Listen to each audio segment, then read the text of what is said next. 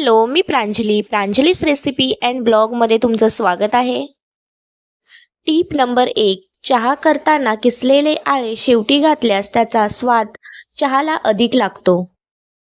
टीप number 2. चपाती कधीही गॅसवरती direct शेकून घेऊ नये, तर ती तव्यावरती शेकून घ्यावी.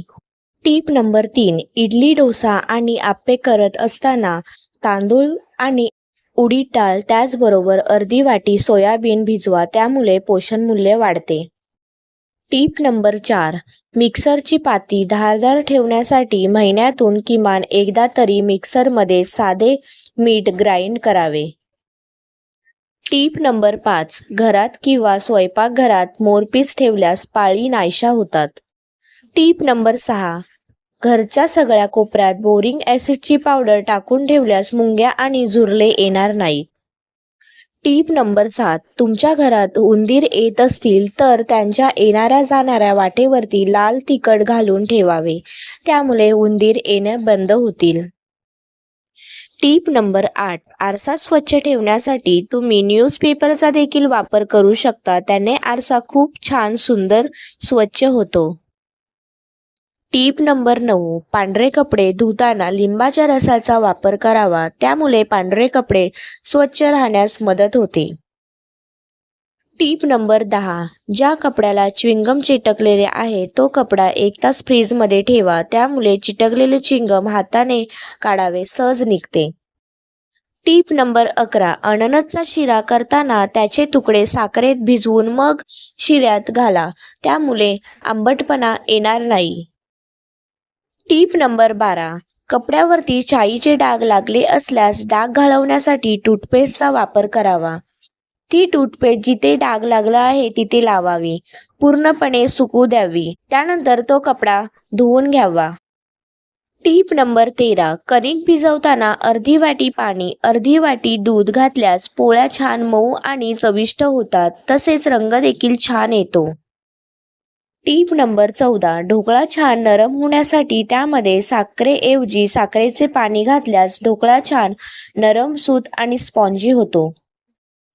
टीप नंबर 15. पुऱ्या करताना पिठात 2 चमच बेसन घातल्यास पुरींना रंग छान येतो आणि चविष्ट लागते.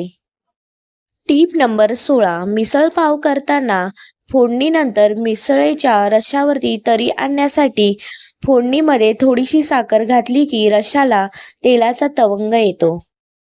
टीप नंबर 17. भाजलेल्या शेंगदाण्याची साल काढू नये, सालसकटच कूट करावे. साळीमध्ये अनेक प्रकारचे अँटीऑक्सिडंट असतात, हे हृदयासाठी चांगले असतात. टीप नंबर 18. आप्पे करताना आप्प्याच्या पिठामध्ये अंडी घातल्यास आप्पे टम्म फुगतात आणि आप्पे पात्राला चिटकत देखील नाहीत. टीप नंबर 19. दुधावरती चांगली साय येण्यासाठी दूध मंद आचेवरतीच तापवावे.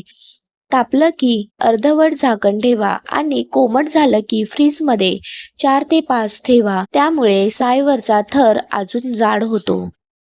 टीप नंबर 20. टोमॅटो जास्त पिकले असतील तर टोमॅटो थोडा वेळ बर्फाच्या पाण्यात ठेवा, टोमॅटो आपोआप कडक होतील. टीप नंबर 21. डाळ किंवा तांदळामध्ये कडुलिंबाचा पाला घातल्यास कीड अजिबात लागणार नाही. टीप नंबर 22.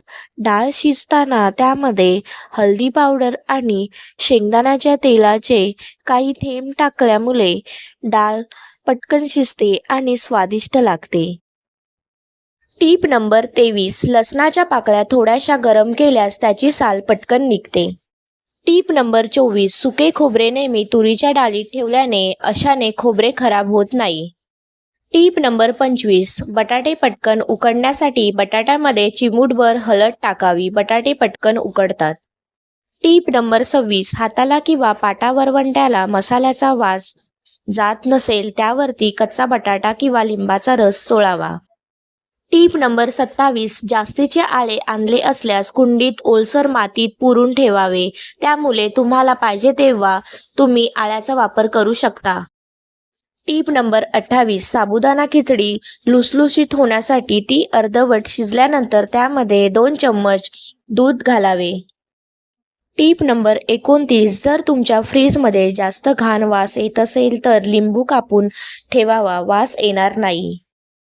टीप नंबर 30, तळलेले पदार्थ नेहमी ठेवण्यासाठी टिश्यू पेपरचा वापर करावा.